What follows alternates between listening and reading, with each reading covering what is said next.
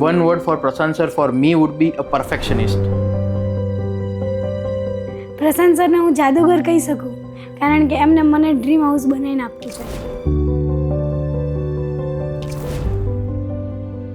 મારું નામ અનિક પટેલ છે અને પ્રોફેશનથી અમે કેમિકલ બિઝનેસમાં છીએ સિન્સ લાસ્ટ 25-30 યર્સ. મારું નામ હિરલ પટેલ છે અને હું હાઉસ મેકર છું.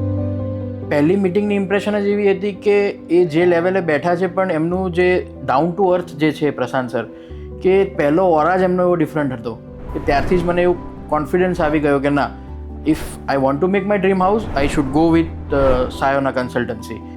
કે રિક્વાયરમેન્ટ કહી શકો કે પ્રશાંત સરને એ જ હતી કે although we are shifting to a penthouse but અમને ફીલ બંગલો જેવી જોઈશે, અને એ પ્રશાંત સરે બહુ જ ફાઇનલી અમને એક્ઝિક્યુટ કરીને આપ્યું છે.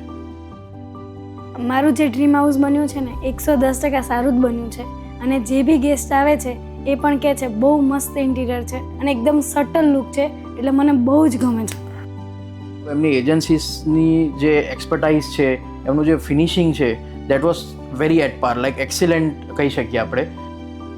On the very first day એમણે એક વોટ્સએપ ગ્રુપ બનાવ્યું જેમાં ઓનસાઇટ જે એજન્સીઝ વર્ક કરે છે એ એજન્સીઝ તો હતી જ, પ્લસ એમના બેકએન્ડ ઓફિસથી બી જે સપોર્ટ મળ્યો છે કે બેકએન્ડ ઓફિસના બી જેટલા બી એમના આર્કિટેક્ટ્સ જે છે એ બધા એમની ગ્રુપમાં હતા. એટલે અમારી જોડે ટોટલ આઈડિયા રહેતો હતો કે today what agencies have done, what is the work that has been done.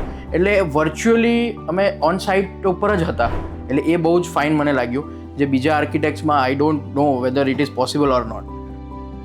જે ડિઝાઇન બનીને જે આઉટકમ અમને મળ્યું છે, the interiors are very cosy and warm interiors, કે you don't feel something odd out in this selections. તમે વર્ષોના વર્ષ બી આ ડિઝાઇન્સ તમને પસંદ આવે. કે અહીંયા આવ્યા પછી છે ને અમે સેલિબ્રિટી જેવું ફીલ થાય છે, કારણ કે એમ કહીએ ને કે ટોક ઓફ ધી ટાઉન, સેલિબ્રિટીઝમાં કેવું હોય ટોક ઓફ ધી ટાઉન હોય, એ જ રીતે અમારી માટે છે ને ટોક ઓફ ધી સ્કીમ થઈ ગઈ છે. We are very thankful to Prashant sir and his whole team કે અમારું આ ડ્રીમ પ્રોજેક્ટ જે છે એમણે અમને હેલ્પ કરી છે કમ્પ્લીટ કરવા માટે.